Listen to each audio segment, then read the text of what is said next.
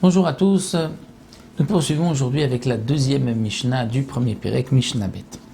Le Tana nous enseigne des halachot qui ne concernent pas vraiment Shabbat, mais tous les jours de la semaine.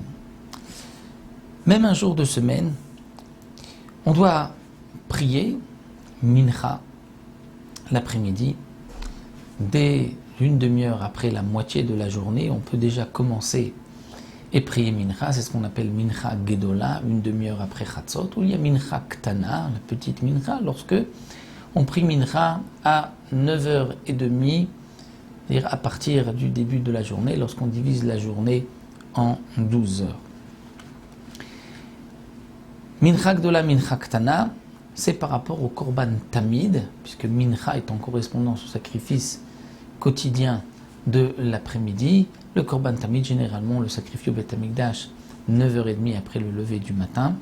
Mais dans certains cas exceptionnels, comme veille de Pessah, on pouvait même avancer le Korban Tamid à 6h30, donc une demi-heure après Chatzot, 6h30 du début de la journée.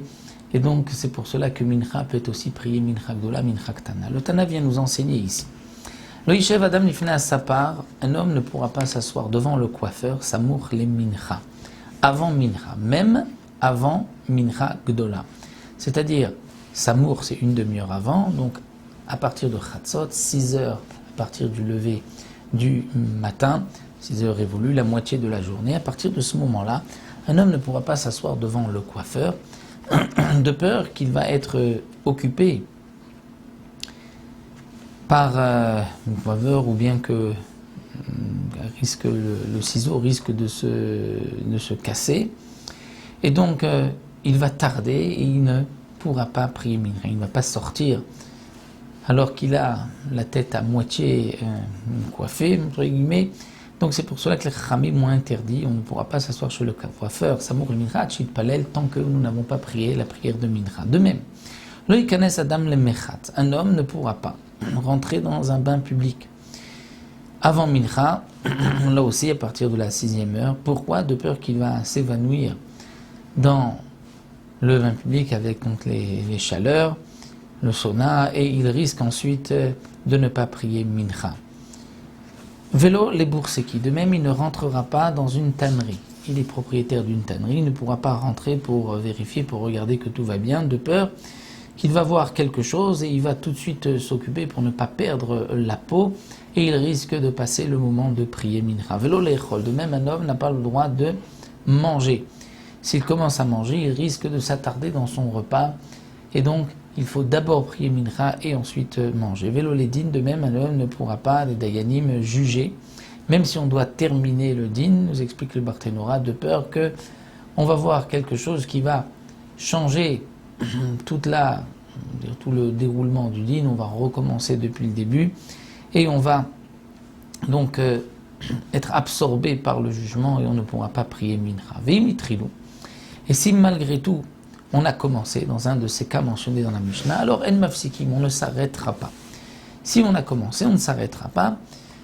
On a le temps de prier par la suite, donc on pourra quand même continuer, sachant qu'on pourra prier un peu plus tard. Donc bien sûr, on parle dans le cas où on a encore le temps de prier Mincha. Le Tana poursuit avec un autre enseignement. Mafsikim mikrot kriyat shema ven mafsikim letfila. C'est-à-dire on s'arrête pour lire le kriyat shema, mais on ne s'arrête pas pour prier. Qu'est-ce que cela veut dire, on ne s'arrête pas pour prier? Ce n'est pas la suite de ce que nous venons de voir, nous explique le Barthénora au nom de la Gemara, mais il s'agit de Talmidei Chachamim qui sont occupés à l'étude de la Torah, comme Rabbi Shimon Bar Yochai, qui, sa vie était de Torato ou Manuto la Torah, et il ne s'arrêtait pas, même pour travailler dans son étude. Donc, comme il est occupé à l'étude de la Torah, il devra quand même s'arrêter pour lire le Kriyat Shema, mais il n'a pas besoin de s'arrêter pour prier. Rabbi Shimon Bar Yochai n'avait pas besoin de prier lorsqu'il était dans la grotte avec son fils, mais il devait s'arrêter pour Kriyat Shema. Étant donné que le Kriyat Shema, il y a un moment précis dans la Torah, ou comme l'avons vu dans Masechet Brachot, lorsque tu te coucheras, lorsque tu te lèveras.